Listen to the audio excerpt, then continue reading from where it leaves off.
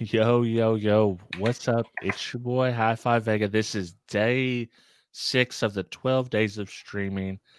And today I'm joined by the most humble dude in home audio. I call him Nick. You guys know him as Toids, or formerly the artist known as 123 Toid. But now he's Yes. Toids DIY Cool. Audio. What's up, man? What's up, Nick? Yeah. No, pretty good. I'm excited to be here. Thanks for having me on. I'm really excited to spend some time, especially on your channel, because I love what you do, especially for the community. You have so many different outreaches. You reach out with, Derek Wilson with Big D Wiz. You reach out with Dean. I mean, you have so many different avenues. It's just really cool to be able to be on here with you. So thanks again for having me. Yeah, no sweat, man. Like I say, you're basically kind of like my brother from another mother, because we got into I got into car audio, so did you, but Yes. then you really dove deep into home audio, and we have similarities in the way we like to test things. We like to see how things work. Yeah, I'm one of those people that I don't like to be, well, I don't mind someone telling me something, but I want to also be able to verify that. I get kind of frustrated with people sometimes when they're like, don't you know this is how you do it? And I'm like, really? How do you know that?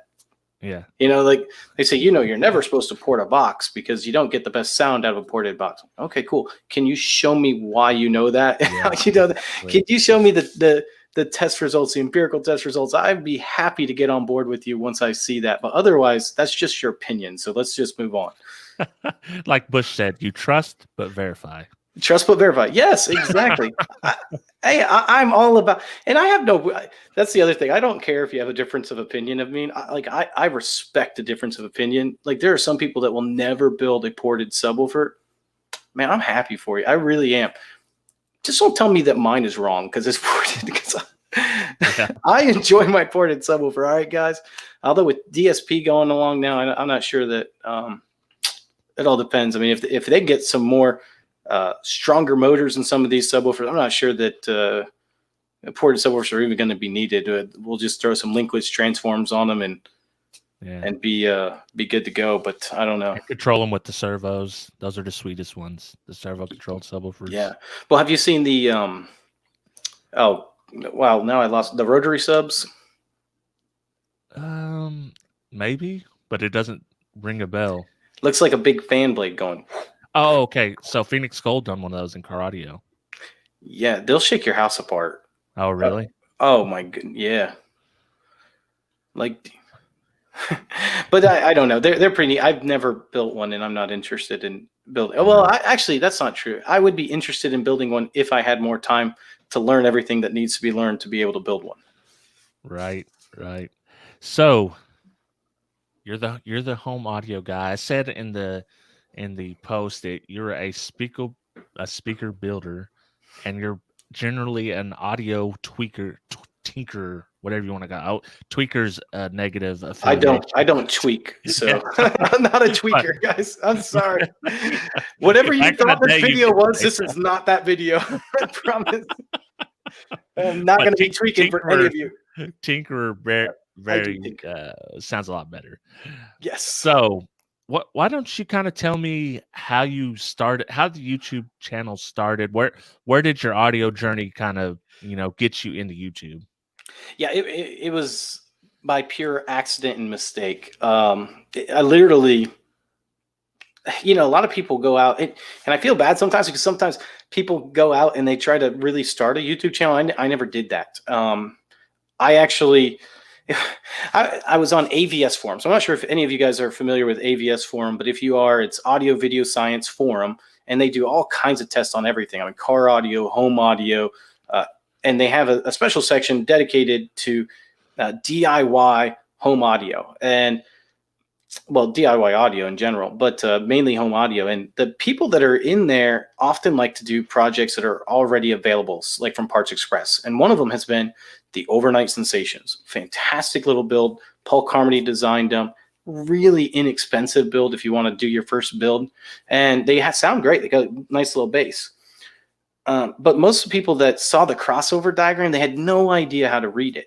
And I think that's typical with a lot of people. If you've never done this, you don't know how to read an electrical diagram.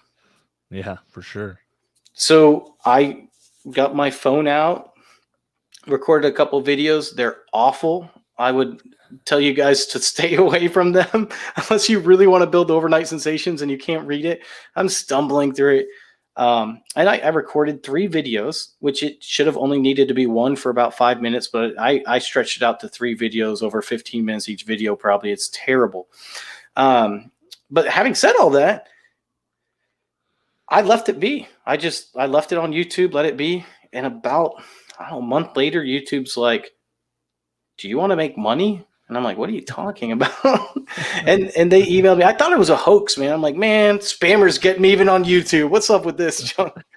Next thing I know, they're gonna ask me about my car warranty or something. And It's coming.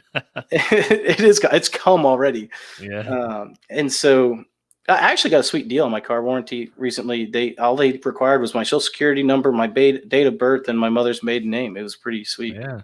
Yeah. And $1 now, and then you're good forever. Well, they wanted my bank account information too, but Yeah. I didn't care because they got me a good deal. With the routing number, please. With the routing number, yes. Appreciate it, Scott. Happy holidays to you as well. But that's the whole story. They did that, and I was like, okay. And so then I started making some videos, and the rest is kind of story, from there. As far as the YouTube journey goes, I've been blessed enough to be able to connect with quite a few good audio guys like you, a DIY audio guy, Joe and Tell, Derek Williston, of course, Big D Wiz, some of you guys may know. So, I've been really blessed to be able to communicate with those guys as well, which is really, helped me grow. Yeah. And you're pretty big. You're big on outside of YouTube as well, kind of, on the forums. That's like your jam, What's the name of your forum that you currently have now? Yeah, it's Toids DIYaudio.com. So my name minus the apostrophe, just one word, Toids DIYaudio.com. And we have forum posts on there. We have a blog going on. We have both car audio, home audio, home theater, all that stuff going on in the forum. And then on top of that, we also have a store. So anyone can sign up, but really, you really want to talk to me first because I have to approve it. But if you have stuff that you want to sell, like maybe you have projects that you want to sell, speakers that you've designed, that you built, that you want to sell, or even just plans. So maybe you have subwoofer box plans and things of that nature that you want to sell. You can also sell those on the store, which is nice because then people know, hey, this is where I'm going for DIY audio. I'm not just going for like Etsy, for example. No one finds you on Etsy unless they know of you because there's 3 million speakers for sale or whatever on Etsy. Yeah, for sure. And so I've seen you sell some of your plans on there, right? I do. Yeah. A few, not a lot, but I do sell some plans on there. Yep. And then were you doing flat packs? That's too? A sore subject. Why did you bring it up? I was selling flat packs for a very short amount of time. Thank you, Troy. True voice of reason. I got to point this out while we're talking about the flat packs and everything else. This guy is amazing. He's one of the moderators on the website, the True Voice of Reason. Fantastic guy. We actually did a giveaway. He won some of the Esoteric 5 woofers from me. As far as I know, he has done nothing with them, so that saddens me. But otherwise, really awesome guy. But yeah, to get back to what you were saying, I used to sell flat packs. But I haven't been lately. I just haven't found anyone to be able to really manufacture them for me now that I've moved. It's just been harder to find someone to do that. Oh, and it is a nightmare. I mean, when you got the CNC set up, even then it's still not very fun all the time. No, and I used to do it myself, but I came to the conclusion that with the particular CNC that I have, the tolerances just changed too much too frequently that I couldn't keep a consistent quality up, even though no one ever had issues with it because I wouldn't let one go out that was problematic, but I also lost money because I wasn't letting ones go out that were problematic, so yeah, that's how it's go. You don't want your name on something that out there that's not very good. No, well, and if I'm ordering something from someone, I look at it as how do I expect it? And I don't want anyone to get anything any different than what my expectation would be. So, So back to the YouTube. Let's start off. This is how I found out about you. And this is I've picked out 3 videos that are my favorite videos that you've done. Number 3, I'm going from 3, 2, 1. So this is still one of my favorites, but it's my 3rd favorite. Now, just so you know, he has not told me these at all, so No. I don't know which ones they are. It's a surprise. I found out about you from this video, and it was the Dinas build. Oh, yeah, by Joe and Tell collab. Yeah. Yeah. So can you talk about those for people that haven't seen them? Like what went into that? What's up with them? Yeah, and I want to tell you, first of all, if you guys have not experienced the Dinas, dude, they are a very special speaker. Me and Joe and Tell kind of got together. Joe and Tell actually reached out to me, which was awesome. Now, this is when Joe was first starting out, and we reached out, and we both were enthralled by this little subwoofer that, once again, Paul Carmody actually designed. I'm pretty sure. Yeah, Paul Carmody designed, called the Voxel, and we said, what if we could put that in a speaker, build it into a speaker? And so we came up with this design, and it used the Tangband W5. I was thinking I had one right next to me, but I don't. 1138 SMF, little 5 1/4 inch subwoofer, but this thing goes down to 35 hertz flat, all the way down. I mean, it'll pound. To give you an idea of how amazing these things hit, I went to Midwest Audio Fest. Now, if you've ever been to Midwest Audio Fest, it takes place at Parts Express, and the majority of the tent sale is actually inside their building, inside their huge warehouse. And I had this little display set up. Parts Express set it up for me, and we played these. And I had this guy was there. He's actually one of my patrons now, but he was there holding his child, and I played these things. He's sitting 2 aisles away, or standing 2 aisles away. And I mean, he went like this. Boom! I thought he was going to drop his kid right on the ground. I mean, his mouth dropped and his eyes lit up. He's like, dude, are you serious? And I'm like, I don't, what? And he's like, are you punking me? And I'm like, I'm not punking you. What do you mean? And he goes, you have some 12s hidden somewhere, right? Like, there's no way that you're getting this much bass out of these speakers. I said, man, it is. And one of my friends, Justin, goes, dude, that hits harder than my truck. It's just insane.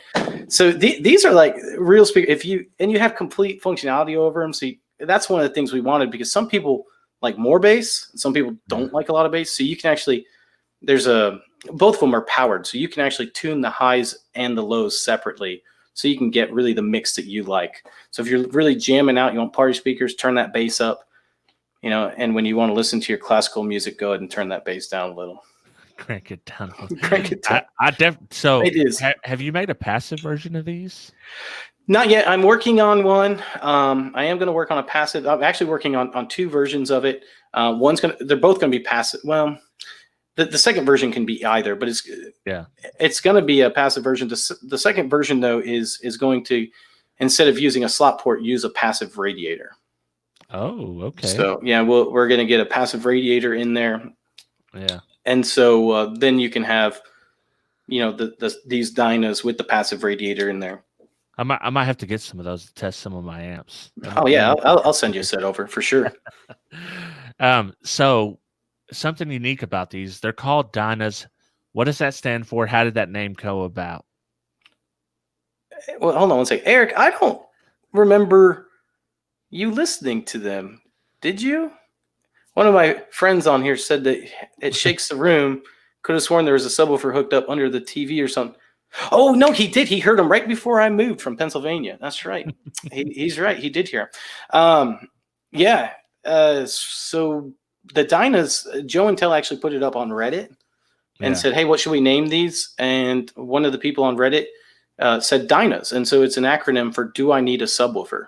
And I would unequivocally say the answer is no, you do not need a subwoofer with these. However, you might as well add another one, because why not? Yeah, I mean, might as well. I mean, bass, you can always have more bass. To a point, you get to the bass head stuff where it's 150 plus dB. That's a little beyond what I like, but yeah, as far as in your house, yeah, man, get the bass. Do like Youth Man, just have the loudest subwoofer setup possible. Yeah, that's insane. I'm going to answer A Shifters since we're talking about this. He said, Yeah, "Hey, I can pop it up. yeah, oh, perfect. Dinos are some seriously awesome looking speakers, great design, lots of sound from a little box. How did you guys get started designing your own speaker cabinets?"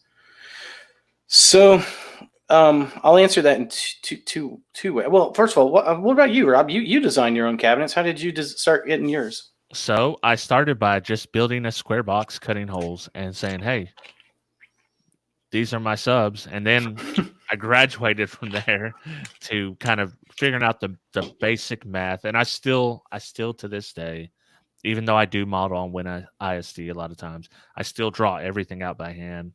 I do my cut sheets by hand, and I take notes for my show by hand. So I'm still a very, kind of old school guy in that sense. But I've always been somewhat of a woodworker, and I Mm-hmm. know that you're kind of into that as well. Oh, sure, definitely. And that went from that to, okay, now I know how to make these subwoofer cabinets. I know what I'm trying to do, what I'm trying to accomplish. I took some time, learned how Win ISD works, what information you're getting.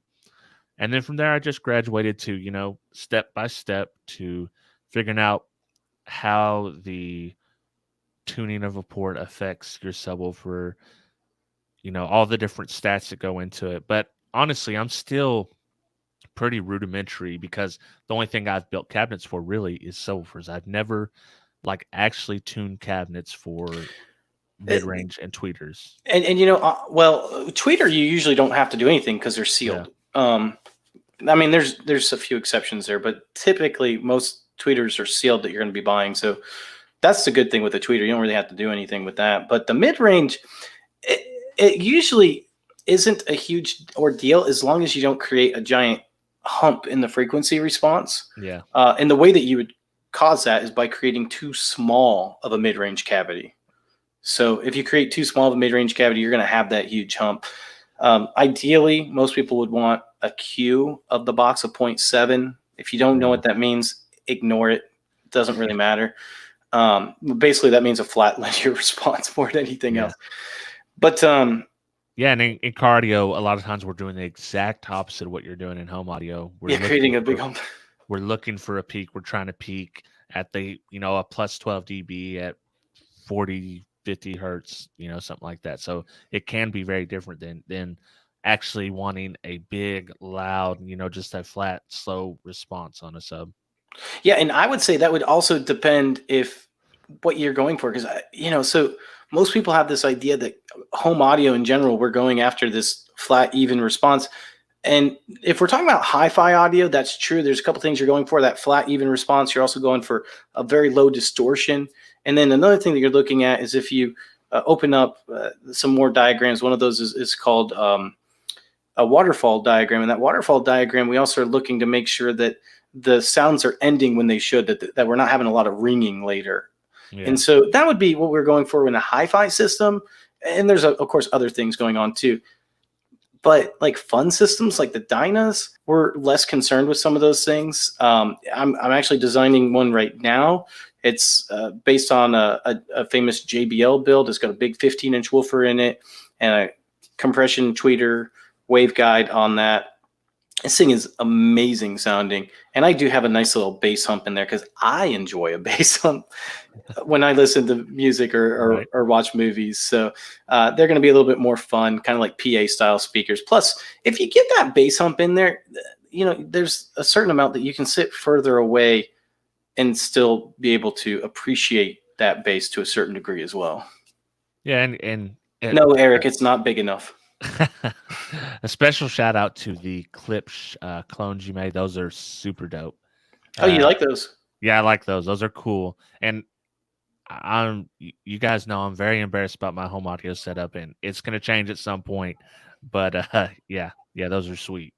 Yeah, I'm going to build Rob some speakers. He has to use them though. Yeah, no, I got to get another receiver. I don't got nothing going on, but I do have my number 2 pick. This is my second favorite video that you've done. And do you have any guesses what this might be? I mean, yeah, I think the only one that I think for sure that you absolutely love, which I didn't know the Dinos was one of them, to be honest with you, Yeah. is the one where I'm testing polyfill. That's not my second favorite Oh, video. it's not even is it in the top 3 at least? Well, we'll see. We got to get to Oh, one geez. first. So my second Oh, favorite video is the one where you test methods on how to paint MDF. oh, really? Yes. And that sounds very strange, but It is. I like testing. I like seeing things. I like, people just say, like you said, people say, "Oh, I know this because everyone said this." Okay, but why don't we test it and just see what happens? And that's Yeah, why I liked it. that was a terrible video. That video went so long. It didn't need to be that long, and it was raining out. You could hear the rain on the roof going. I was in my shed. Yeah, well, and I think that's important too, because especially with the paint job, is I think that's kind of the hardest part when you're building speakers, is how do we finish it?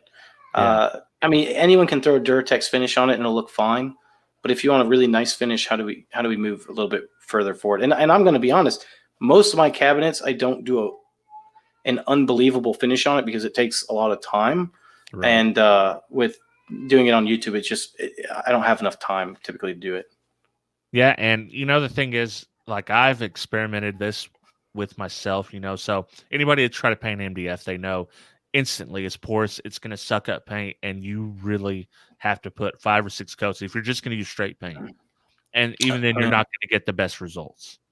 Yeah, you'll struggle with that end grain for quite a while before you get anything that's good. Even if you're using a bed liner, which I've done, you're going to need a couple of coats of that. Typically, a bed liner, you can do 1 coat and it's fine.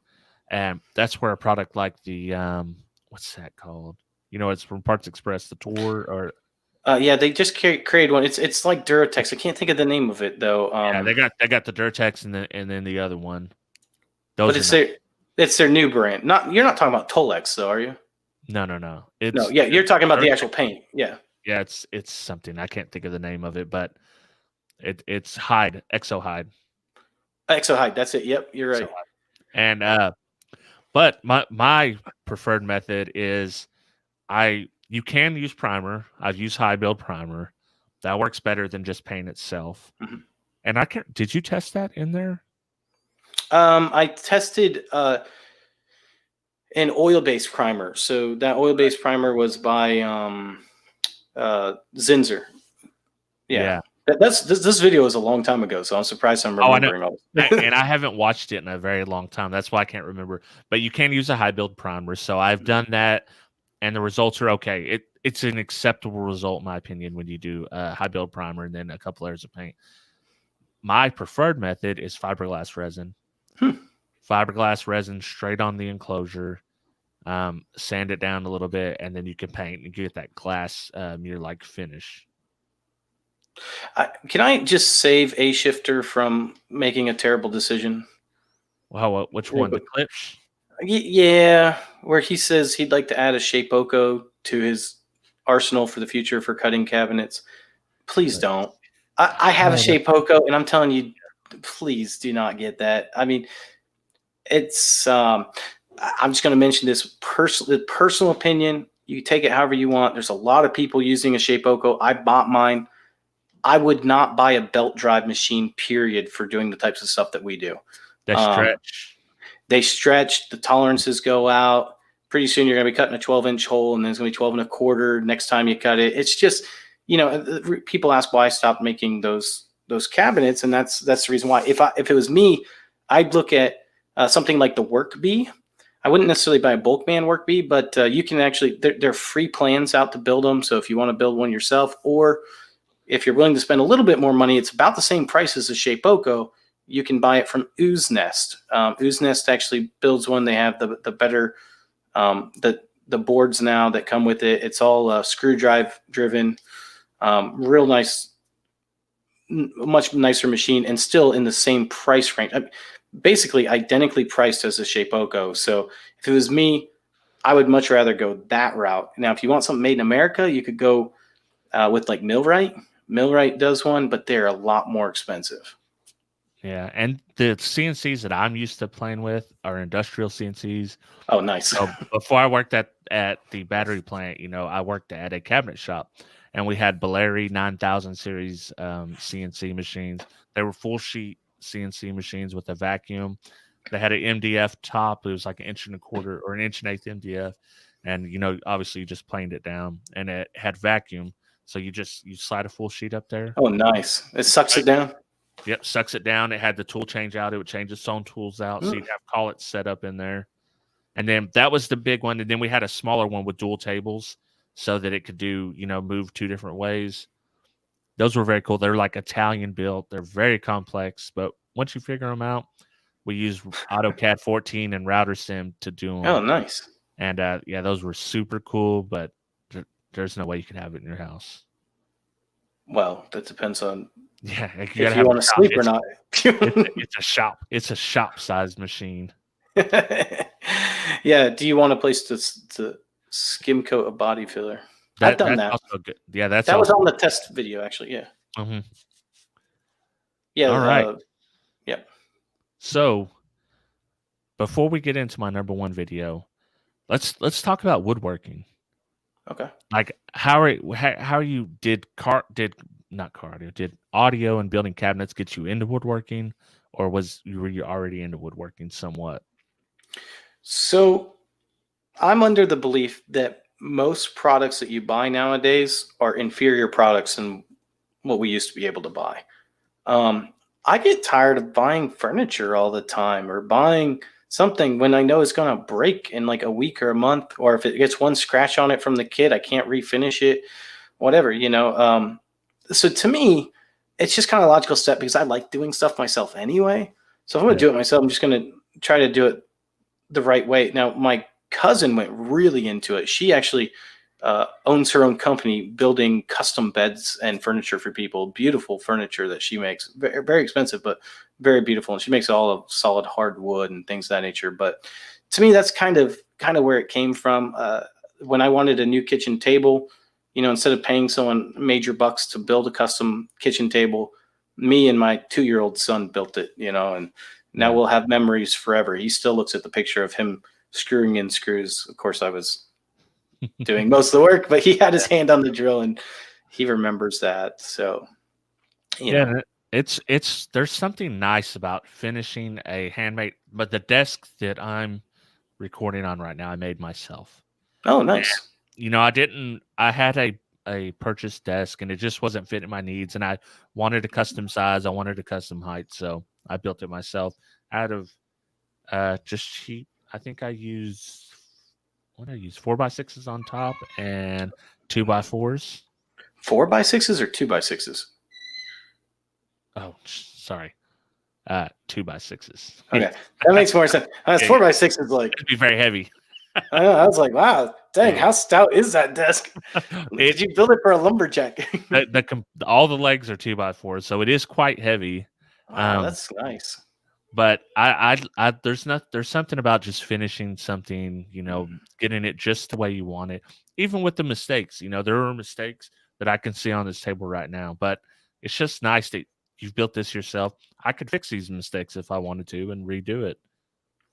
Yeah, and I think there's something in our DNA, and probably everyone's DNA that's watching, that has to do with enjoying creating, right? Like we are at heart creators. Whether it's creating a beautiful sound from, the speakers that we're using, creating something that we can show off in our car or in our house or whatever. I mean, there's just that spirit in us. And I mean, even taking, something old and either repurposing or just, restoring it, in my opinion, I just love doing those types of things. Sometimes, unless I get frustrated, then I'm less I usually get frustrated every time, but then I get over it. So sometimes I get frustrated and I gotta clear my head or maybe quit it for the day and then we pick it up tomorrow. Yeah, I've been there and done that. So yeah, I mean that to me would be how I got into carpentry, and I enjoy it. I mean, I really do enjoy it. It's interesting too, because you think it's expensive until you start really doing it, and then you realize that it's not it's not it's not cheap, don't get me wrong, but it's not as expensive as you typically would think. It's on the lines of other, hobbies. Car audio, home audio, hunting is a very expensive hobby. Golfing is, they've got a cost to them. Yeah, that's a good point. And I mean, I started learning recently more of, well, within the last year, epoxy pouring too, which is really that beautiful. Looks cool. I think my Dinas boombox that I built actually uses an epoxy front. It's so beautiful. I mean, it's such beautiful when it's done. It's just a beautiful look, I think. Yeah. If you like glossy. But before I get to my number one pick, I want the people in the comments, after we talk about this video, if you have questions, give us some questions. We'll answer them before we sign out, because we do got an announcement coming up the 21st. I don't know if you guys are hip, but something's coming out the 21st. You're going to want to tune in. So I'm excited about whatever this announcement is, even though I know what it is. I'm still excited. Yeah. Should be super fun. So get the questions in as I ask or tell my number one favorite video. And no drum roll. Oh yeah. Am I supposed to be? Am I the one doing that? My number one favorite video from Toids DIY Audio. The Polyfill video. I knew it. I knew it. I was like, it has to be in the top 3. Although I'm very disappointed because only one of them included an actual building of something. At least one of them did, I guess. Yeah. And that speaks to me more than you, because I'm just very interested in testing. That's the whole reason I do this YouTube channel, because I want to test things that people don't always test. And this is something that people have said, but no one's tested it. No one's showing it on video. And what gave you the spark? Is that kind of what gave you the spark, or what made you want to do this video? Yeah, so I hear a lot of blanket statements a lot on the forums, right? You hear blanket statements like, "Hey, this is how you do it. This is not how you do it. You do this, you don't." And polyfill was a big one, right? Like people say, you just add polyfill in, and it's going to make it sound better, or polyfill is this magic dust that when you throw it in, next thing you know, you get 25 decibels more from your subwoofer extension or whatever, and the truth is no one had shown anywhere where they had tested it. And then there were other people that said polyfill doesn't work at all. It's just a myth. It's your ears playing tricks on you. And so I said, well, it's easy enough. I got the test equipment. Why don't we find out what it does once and for all? And we could just kind of smush this, And so that's what I did. I tested. I built a small enclosure for the Tangband W51138 SMF. It was a sealed enclosure. I tested it without polyfill, and then tested it with a little bit of polyfill, a little more polyfill, and then a whole lot of polyfill. And all we did is we watched. So we had a baseline, right? So I don't remember what the baseline was. Let's just say it's 85 decibels. So we had a baseline at 85 decibels. And we wanted to see, would the frequency response, shift more if we added more polyfill? So if we added more polyfill, would we get a little bit more extension, and how much more extension could we get out of it? And that was basically what the test video was. Yeah. And did you end up getting any blowback from that video? Like all the time. Yeah, I still get blowback from that video. Sometimes people don't want to trust the data, and some people said, well, you stuffed it too much. It's not going to sound as good anymore. And it's like that. I don't care. That wasn't the purpose of the video. The purpose of the video was, if you add polyfill, does it change the extension? Yes or no? Yeah. I get blowback a lot from the DIY, some of the higher up, like how can I put this? The salesman. Yeah, them too, but I was going to say more the more engineer types in the DIY audio. Not to say I'm not an engineer of type. Obviously, I do, but the ones that are way up there, there's something about just trying to bring it down for normal people, for all of us to understand that it's not always a one-to-one perfect relation. Yeah. But if you understand what I'm saying, then that's a good day. Yeah. In my book. And they're not always interested engineers, they like to feel like they're magicians sometimes, and they don't want their secrets being shared. And it's just like car audio, when Mark from Car Audio Fab started sharing secrets, people, were upset by that. Love It's his like, hey, channel. yeah, and it's like, hey, we're not magicians. Everybody should know this stuff. We don't have to keep it secret. And I see a lot of stuff that I get blowback for is stuff like that. They don't people they want to criticize your data instead of doing their own data. It's Yeah, like, okay, you just show absolutely. me your data, and then we can compare back and forth. And the thing that I like, I always say, like, that people are talking about speaker wire over there. It doesn't really matter what you believe on speaker wire. To a certain degree, you buy what you want to buy. Um, I know audio holics does a lot of testing on cables, and they've come up to their conclusions. But if you want to buy, $10,000 cables from Kimber Cable, go right ahead. To me, it's never gonna affect me one way or the other. I got a lot of blowback on how to make your own hi-fi speaker wire because of that. Because most hi-fi speaker wire is just really nice looking braided cable. That's for about sure. it. And, And then there's and I didn't even mention, but that is actually the very first video I've ever seen of yours. oh really? And I didn't even relate it to you at the time until later, and I was like, oh, that was 123 Toid. Yeah, it is. It's one of those things that I don't. What I personally believe is, whether you want to take my tests or whatever, and you want to believe them, not believe them, uh, fight against them, whatever, I'm fine with that. Like, and I think it's the only way we can move forward in the industry in general is if we do have those conversations. If we don't have those conversations, we're just all saying, well, I know what there is and I'm better than you. And Right. that's not what it's about. In my opinion, that's not what it's about. It shouldn't be about that. Yeah, and I think, we're kind of the same way.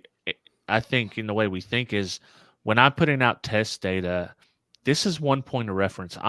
I never intend to put this out as, like, this is the final word on this that I'm saying. If you believe anything else, you're stupid, you're dumb.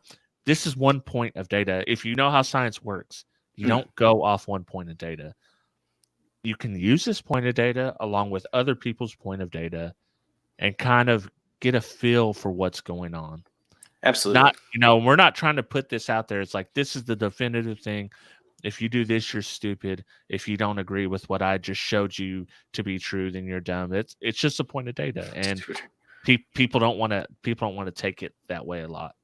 No, I think you're absolutely right. I completely agree with that. And it's too bad, because I think we can move forward.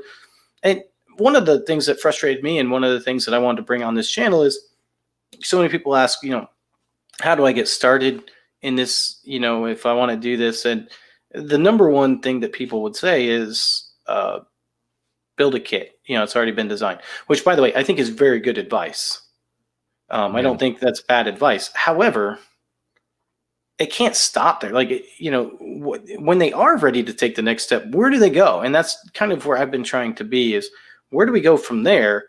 If you don't want to, do you want to design your own? If so, let's get you on the journey here and kind of go from here. I also want to tell you guys, today I extended an invitation for Rob to join the forum and get on there and write some stuff on there. So make sure you guys tell him to get on there and write some stuff and share some of his audio knowledge on there. I wanted some more car audio guys on there, because you guys are awesome. I'm gonna need an editor. No one cares. So Bobby hits my point exactly here, and they love to tease me about this, and it's funny to me too, because they know exactly what I'm doing. But the CCA wire, everyone said, hey, this stuff's crap. And a lot of people have proven it that hey, it falls apart over time. So I'm like, hey, let me install this in one of my vehicles, and I'm going to just do a long-term test on it. We're going to see if this does deteriorate like they say. We're going to see if it holds up. We're going to see if there's any adverse side effects, even though I do understand that OFC is better than CCA wire, but I want to test it. I want to get some data out there just so people can see. Oh, you're muted. And what Yeah. was the result? We're still testing. We're still testing Still now. testing. Yep. I've done one update. It was a 4-month or 3 or 4 month update, and everything's exactly like it was when I put it in there. Yeah, and I think a lot of people, I was in a discussion with someone on YouTube the other day on the speaker wire thing. Is what most people don't understand is what you really want is a speaker wire that measures, flat through the audible band, basically. Yeah. All right, we don't want anything with any abnormalities. Most of the time, with the right size gauge OFC wire, you should get that. Blue Jeans Cable does a good job with that. Some people are under the impression that they want a lower inductance. You want the inductance to be lower on the speaker cable. But what they don't understand is the lower you go in inductance, the majority of the time, the higher you go in capacitance, which depending on your amplifier can actually be a really bad thing. And most of the time with cables, it ends up not being as big. I mean, well, it depends. It depends on, how old. Most of the newer equipment, that's not really a big issue on. So, I think with audio, whenever you're talking about it, you got to keep in mind that no matter what you do, there's always a trade-off. Right. There's always going to be a trade-off. And you have to decide for yourself, whether it be speaker wires, whether it be speaker boxes, are you willing to take that trade-off or not? Right. I mean, Hofmann's iron law pretty much applies to almost anything you're doing. Sure. And it's like you pick 2 out of the 3. What's the most important to you?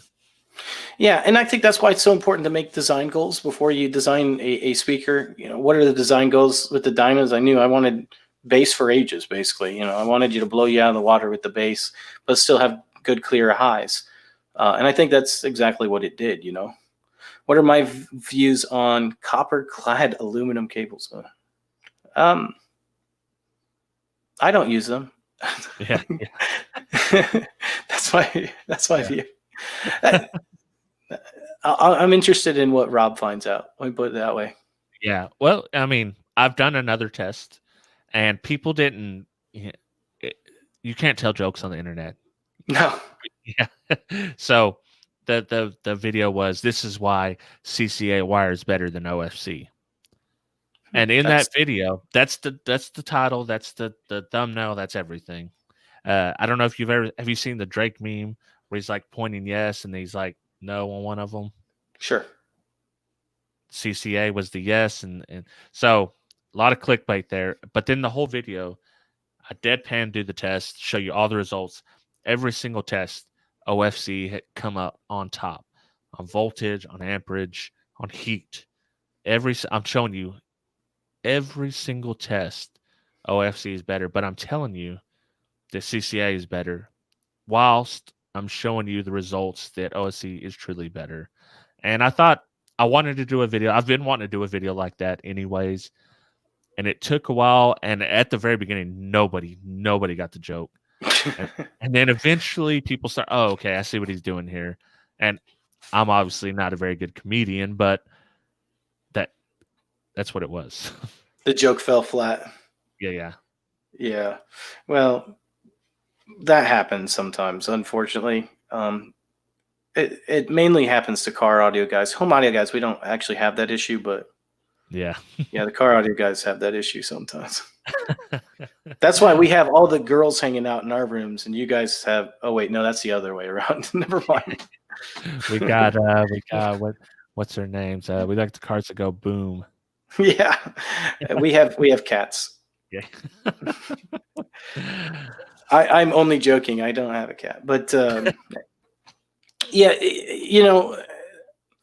I do want to ask you real quick before we go too far. I mean, my understanding is you've never got into the home audio building. Is that correct? Like you've never built a home audio, or have you done that? I have never built a full home audio system. I've only built little boom boxes here and there. Oh, so you have done at least that. You've meddled here and there. Yeah. Huh.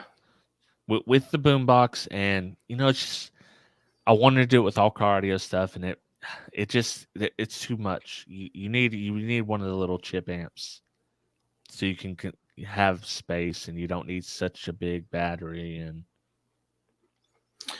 Yeah. Well, it's gonna be interesting. I want to get your opinion on this because I know car audio. I feel like it's more prevalent in car audio than home audio right now.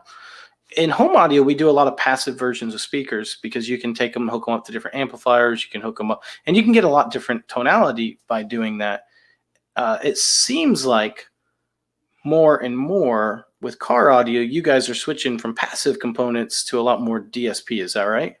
Right. It's almost 100% DSP now, unless you're doing something very simple. Okay. Yeah. So, what is your thoughts on DSP? You know, like, do you think DSP is going to keep transferring to home audio then?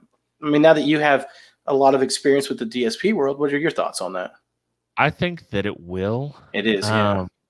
I think that it's going to get big. The thing about home audio is people love a they love designing crossovers, speaker builders. That's an art and a science all in one. Sure. And you know, it's part of the fun for the DIY crowd. And when you take that, there is something to be said, I think, on home audio. If you build a three-way cabinet, no passive crossover, and you just run a straight DSP on it, I would think that, in my opinion, at the point now, I think the passive setup would sound maybe a little bit better. There's something to the passive setup in home audio, in my experience, that gives it just a little bit of something that I think you're lacking on DSP. Yeah. I have a hard time with a lot of the. I love DSP. I actually have some DSP boards laying around here somewhere. I think they're up there actually. But, and I love DSP and home audio. But the issue, I think, with the DSP and home audio is it's basically designed for that system now. And with home audio, especially if you want like higher end, like I don't think it's going to be going anywhere anytime soon. And basically, the reason why is the amplifier companies are too big. All right, to let it happen. First of all, like if you look at like Rotel and PS Audio, do you think that they're going to let you do a lot of active speakers? I don't think so. They want to sell you their hi-fi amplifiers, and it makes sense. I mean, even Monoprice has recently designed their own hi-fi system. And then when you talk about doing active, especially in like a home theater system or something, you're talking about, let's just say, Atmos system. Yeah. And each speaker is just two, like a two-way. So just a tweeter and a mid-range. That's, I mean, up to, what is that? 7, 8, 9 speakers times 2, 18 channels. So you have to have now 18 channels of power, 18 channels of DSP, plus, everything else. And then you have to set it all up for that room. I mean, and then if you want to change anything out, yeah. I mean, I don't know. I have a harder time thinking it's coming to home audio unless they can make it some type with like some type of setup mic or something. Yeah. To make it easier for the mass. I think that it's kind of smart, and I don't know if this is true, but it seems like they kind of entered the DSP in the subwoofer market. And that's something in home audio where you can really take advantage of a DSP. Oh yeah. And I think that's smart. That's a way to creep in there. Does that ring true to you? Oh yeah. I mean, especially in a home environment, because most people don't put their subwoofer in an optimal placement, right? Where they don't do the subcrawl test. They just put it down where it looks the best or fits the best in their room. So, I use those Dayton DSP subwoofer ones, the DSP-LF.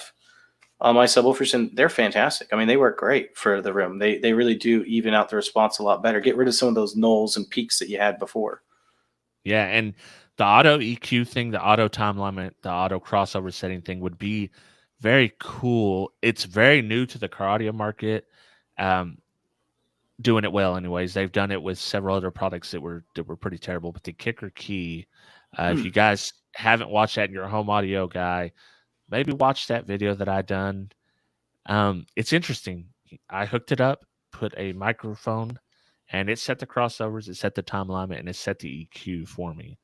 And it was pretty dang good.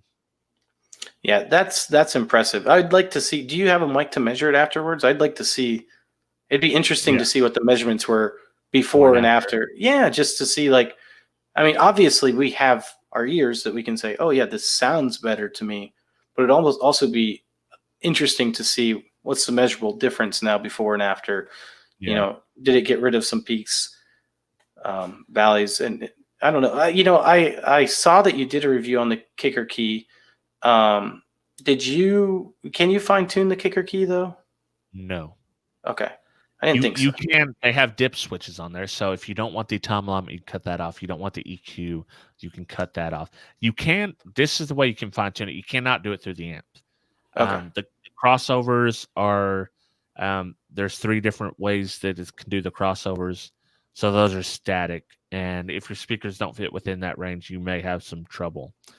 But you can make EQ adjustments or adjustments on your actual head unit, not the amp itself, after it's been tuned if you want. Yeah.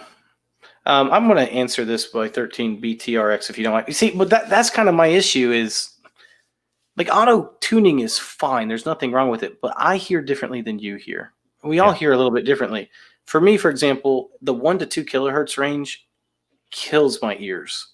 So I really have to be careful in that range, where other people love it. Klipsch has always been known for having really bright speakers in that range. And for me, most of the time, I don't like a lot of Klipsch speakers. I'm not all their speakers are that way, but a lot of them are. Yeah. And but Klipsch is a high seller because some people really, really enjoy that. But I would want to have the capability of being able to fine tune that. So if it does tune it flat or even or whatever, and I might want a little bit of a dip there, that can do that.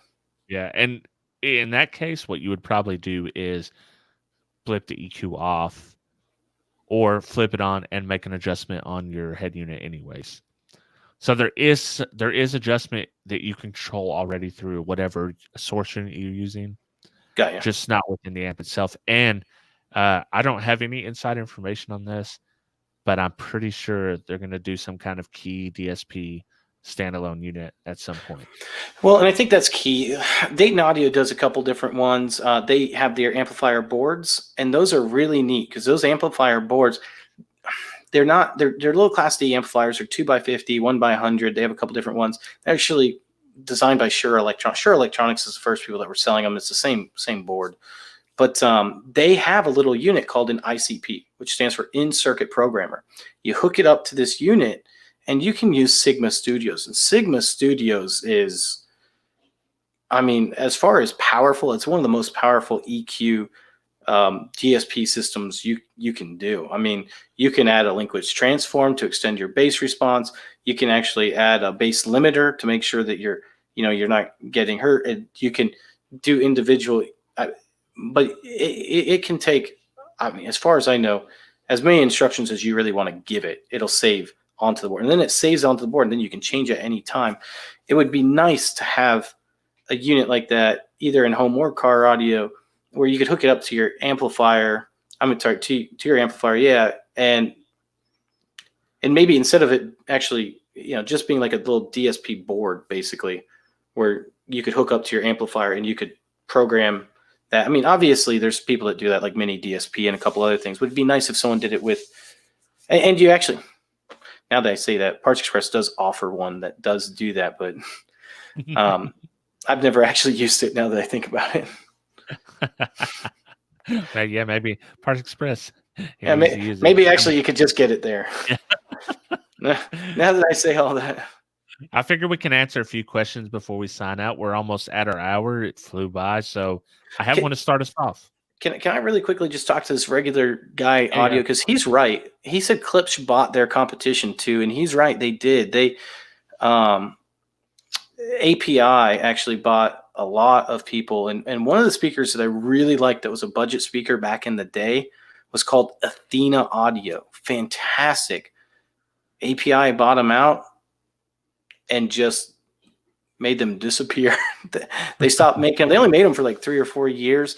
But for budget audio, like home theater systems, they were really neat. I always tell people, hey, if you're looking for like a cheap budget tower, you should be able to pick them up for like under $100 by now. On the used market, Athena Audio is one that I'd be interested in. But he is right. There's a lot of these audio and you think about it, Marantz now is owned by I think it's Denon now owns Marantz, or the company that owns Denon. I mean, a lot of these home audio systems, unfortunately, it's almost like one big conglomeration. It's the same way in car audio. You know, Harman is a big in home audio and car audio. They own Infinity, JBL, and a few other, and then they have the DEI buyout. So Maxonics owns a plethora of brands. So yeah, it's pretty consolidated.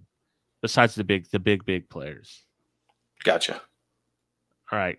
Honest answer: would it be worth the money upgrading from a IMM6 to a USB mic for an inexperienced? He corrected it.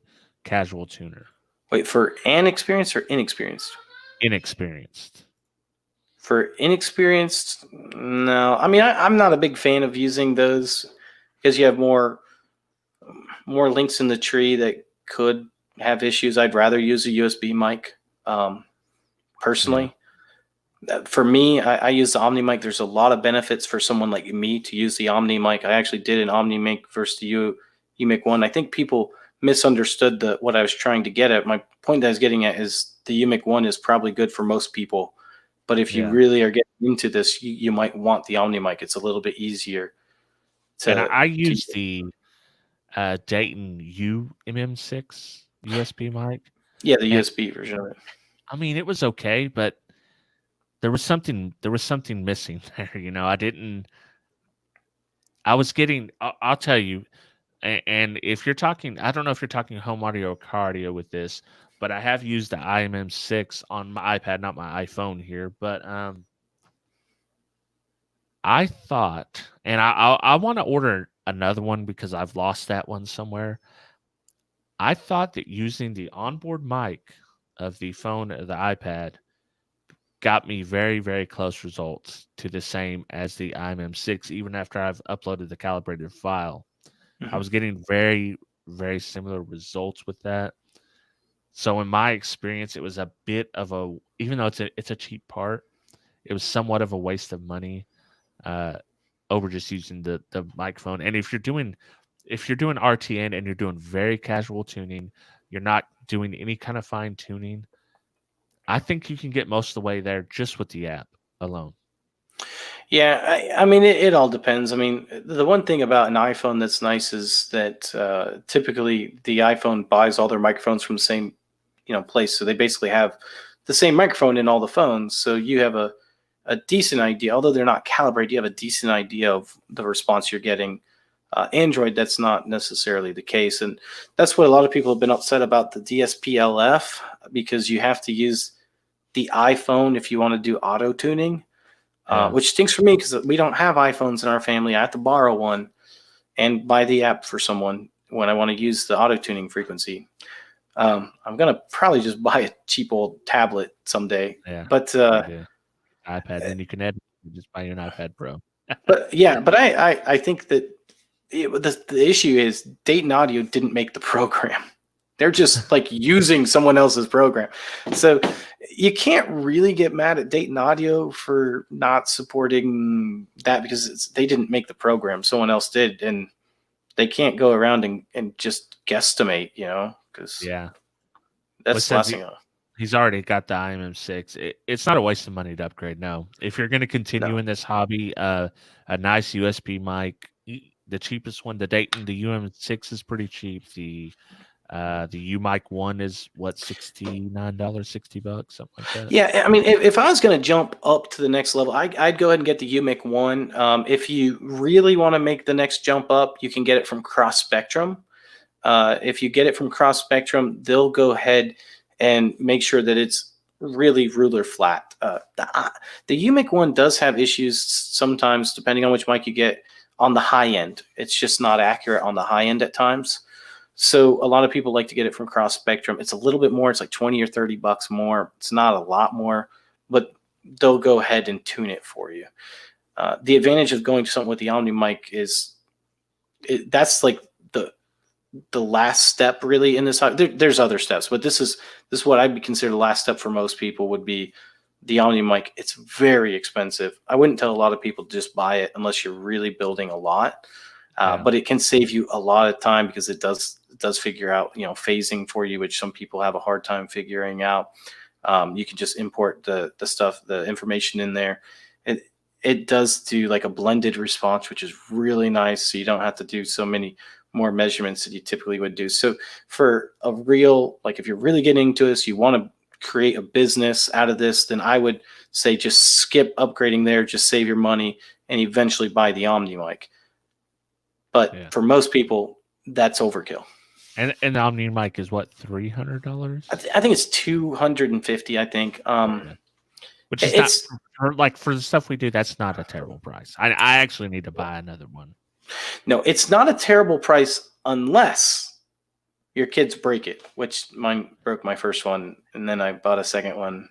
And then joys of being a father. You know, random guy audio. My first Omni mic I actually bought at because I used UMIC 1 for many years. I didn't really understand the benefit of the Omni mic until I upgraded to one, because there's not really a lot of information on it. But my first one came from Parts Express tent sale. I got it for like $100. I was like, this is awesome, brand new in box and everything. Yeah, I love their tent sale, Midwest Audio Fest tent sale. You can find some. I watched that. That's some of my favorite videos when you're going there. Like, oh man, it looks so awesome. Like a swap meet just for audio. Oh yeah. People, they used to do a big car audio thing too, but they stopped doing it. It's kind of disappointing. Yeah. Well, man, we are at our hour. I guess we should. Is there anything you want to pimp about your channel going forward? What do you got coming up? Anything like that? Yeah, actually, I'll go ahead and tell you guys a couple things because there might be some things that you're interested in. I got some reviews on some things. This is not, by the way, this is just where I keep things. This is not like a ploy. He didn't ask me. This is an up to stream module. This is by a Relic. I like their units. It's like one of the cheap way to do whole house audio. It's a 2.1 amplifier, so I'm going to do a review on that. That should be up by Sunday probably.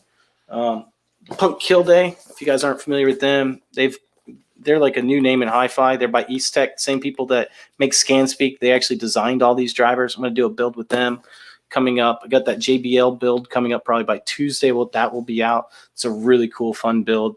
I'm going to test that a lot in home theater to see, you know, is this something that you could possibly use in home theater and what type of results would you get with it as well. And then I have a really cool, what I think is probably the best $100 subwoofer you can buy coming up, or build, I should say. Well, you buy the subwoofers. This subwoofer, when you're done, will get you flat to about 22 hertz, completely flat to about 22 hertz. And I mean, it's unbelievable. It'll take the SPL2, and you only need about a 350 watt plate amplifier. The entire build with the plate amplifier is $100. However, I got a really good deal on the plate amplifier, so it probably costs you a little bit more. But still, even if it's under $200, if it comes out the way that I think it will, I think that'll be a pretty sweet build. Oh, and if you guys like bass shakers, I have a great video. This one I don't have around me. I have a great video coming out on a review of Dayton's new, they have new Class AB bass shaker amplifiers, which are going to be kind of cool too. So I'm going to hook those up to the couch and test those out and give you an honest review of those. I've had bass shakers hooked up in my house for years now, but this will be the first time I use a bass shaker amplifier, which is no different than any other subwoofer amplifier, but yeah, this is, oh, it's a little different, but yeah, I've never used no bass shakers, so I'll be interested to see what goes on with that. I've got a quarter wave enclosure for 2/8 that I used in car. The power handling is very low on it, but it's really the sensitivity is pretty high. Yeah, I've considered throwing a plate amp on that and using it in the home theater setup. But I don't know. You're talking about $100 build. I might have to check that out. Yeah. When you see it, you're going to be like, oh, duh, why didn't I think of that? But because I'm a big, you know, I was talking to Rob about this already, and you guys might know this too, but like I'm a big fan. Like I think that's the next step in car audio. This is not me not knowing a lot about car audio, so you guys can slap me in the face if you want. I'd rather you not, but you can.